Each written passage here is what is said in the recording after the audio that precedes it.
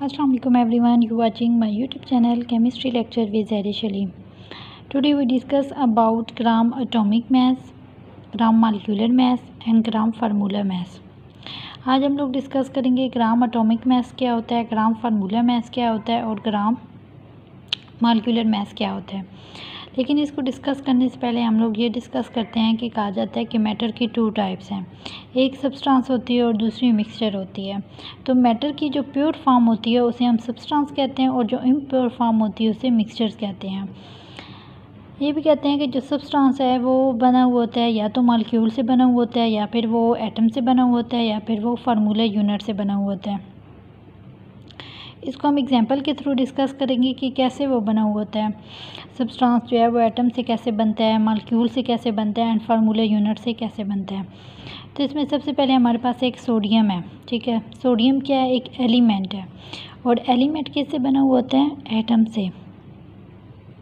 आगे हमारे पास एग्जांपल है, एक हमारे पास है 1 गिलास ऑफ वाटर है और एक गिलास में millions and trillions of units होते हैं वाटर के, ठीक है।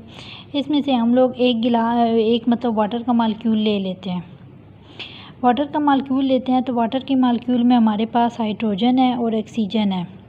ये हाइड्रोजन और ऑक्सीजन आपस में क्या कह रहे हैं, म्यूचुअल शेयरिंग कर रहे हैं। इलेक्ट्रॉन्स की म्यूचुअल शेयरिंग हो रही है। जब म्यूचुअल शेयरिंग हो रही है तो इसमें क्या बन जाता है, कोवैलेंट बॉन्ड बनता है। जब कोवैलेंट बॉन्ड बनता है तो ये क्या बन जाएगा, मॉलिक्यूल बन जाएगा, क्योंकि मॉलिक्यूल में कोवैलेंट बॉन्ड होता है।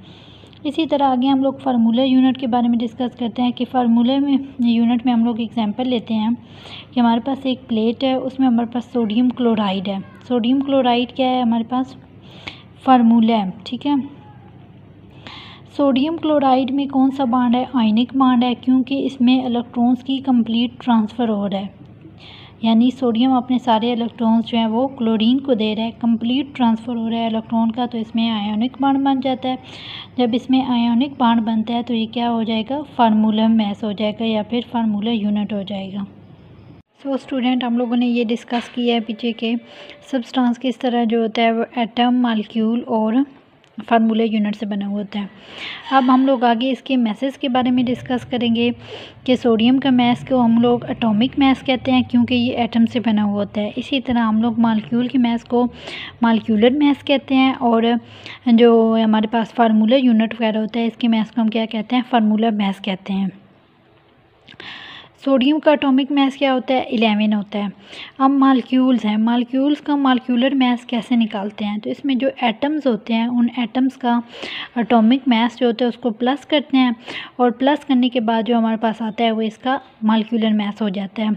यानी यहाँ हमारे पास ये मॉलिक्यूल है वाटर, ठीक है। इसमें हाइड्रोजन और ऑक्सीजन है। हाइड्रोजन का एटॉमिक मास 2 है, ऑक्सीजन का 16 है। 2 + 16 क्या हो जाएगा, 18। तो 18 इसका क्या होगा, मॉलिक्यूलर मास होगा।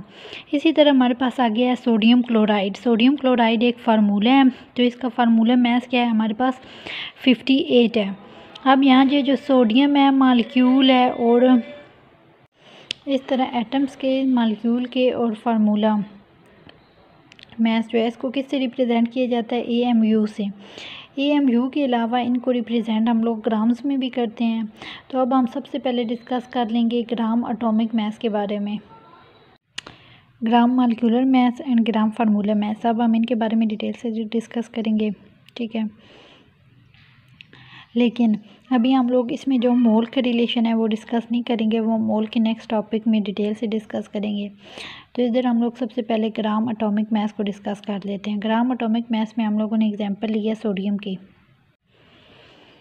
Gram molecular mass and gram formula mass, अब हम इनके बारे में डिटेल से डिस्कस करेंगे। अभी हम लोग इसमें मोल के बारे में डिस्कस नहीं करेंगे, ठीक है। मोल के बारे में हम लोग नेक्स्ट टॉपिक में डिस्कस करेंगे डिटेल से।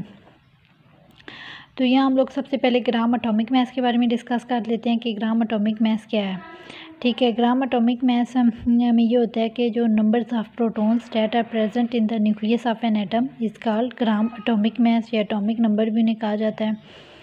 तो ये हम लोग एग्जांपल ले लेते हैं सोडियम की।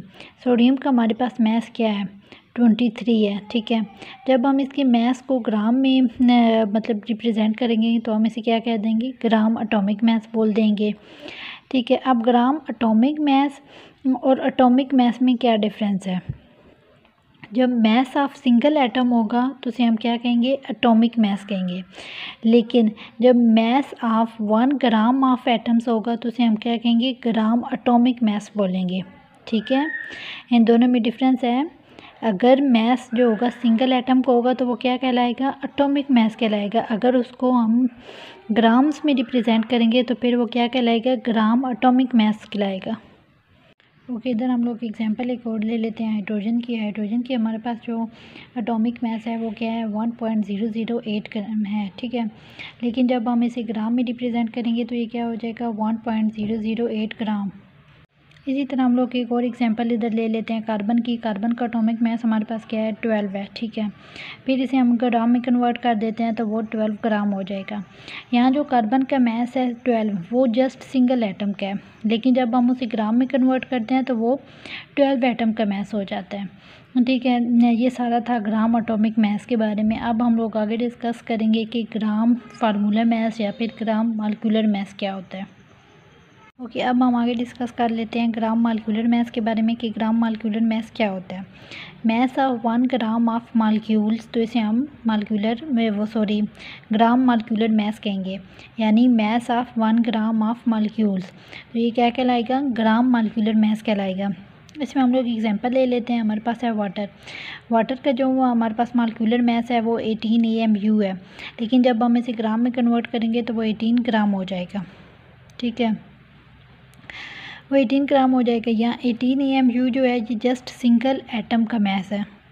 ठीक है, सिंगल मॉलिक्यूल का मास है, लेकिन जब वो ग्राम्स में कन्वर्ट हो जाता है तो वो क्या हो जाएगा mass of 1 gram of molecules हो जाएगा।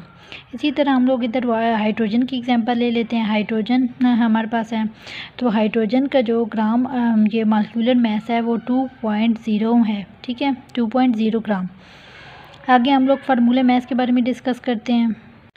ओके, ग्राम फार्मूला मास क्या होता है। ग्राम फार्मूला मास होता है mass of 1 gram of formula unit, तो इसे हम ग्राम फार्मूला मास कहा जाता है। इसमें हम लोग एग्जांपल ले लेते हैं सोडियम क्लोराइड की। सोडियम क्लोराइड का जो हमारे पास फार्मूला मास है वो है 58.5 AMU, लेकिन जब हम इसे ग्राम में कन्वर्ट करते हैं तो वो 58.5 ग्राम हो जाता है।